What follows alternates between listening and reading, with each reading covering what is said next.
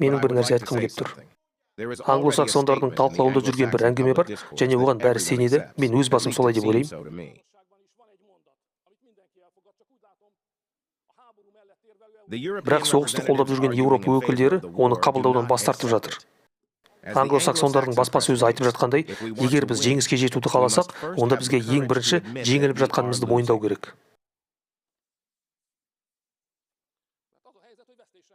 Өйткені біздің Украина соғысында жеңіліп жатқанымыз ол шындық, ал сіздер оны мойындамай отырсыздар. Бірақ шындығында, мұнда комиссия президентінде кінәсі бар, Еуроодақтың бұл соғысқа қатысты саясаты қате. Егер біз жеңіске жетеміз десек, онда бізге қазір ұстанып отырған жеңілу стратегиясын өзгерту керек. Ол нашар жоспарланған және нашар жүзеге асырылған стратегия болған. Бұлай ары қарай жалғастыра берсек, біз жеңілеміз. Ал Украинаның жеңісін қаласақ, бұл стратегияны бізге өзгерту керек. Меніңше, сіздерге әрбір соғыстағы дипломатиялық жұмыстың аса маңызды екенін ескеру қажет.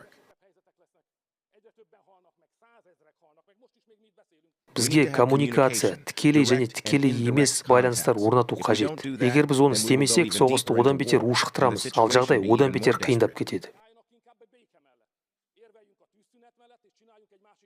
Адам өлімі одан бетер көбейе береді. Бұл соғыс жүздеген мың адамның өмірін алып кетті.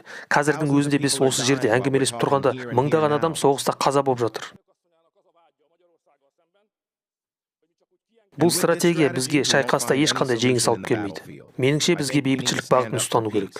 Бізге шайқасты тоқтатып, басқа стратегия құру керек. Әйтпесе біз бәріміз құримыз.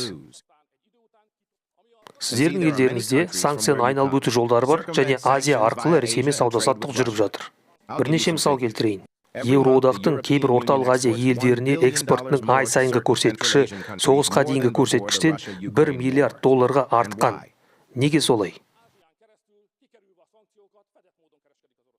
Өйткені бұл санкцияларды айналып өту жолы. Германияның, Францияның, Испанияның компаниялары санкцияларды осылай айналып өтеді. Ал энергетикаға келетін болсақ,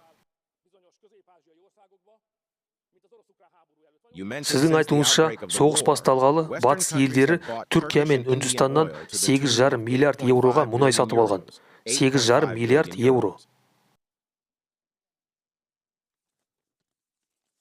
Бұл 200-лік.